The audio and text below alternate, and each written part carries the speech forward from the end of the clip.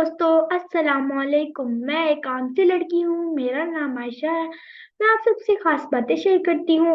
जैसा कि आपको मालूम है कि सर्दियों का मौसम आ चुका है और आपको ये भी पता है कि बच्चे बहुत लापरवाह हो और आपको ये भी पता है कि बच्चे गर्म कपड़े पहनने में हिचकिचाहट महसूस करते हैं, जिसकी वजह से उनके बीमार होने का खदशा रहता है। सर्दी के मौसम के शुरू होने में ज्यादा एहतियात की जरूरत होती है। खास तौर पर बच्चों और बुजुर्गों की सेहत का ख्याल रखना चाहिए।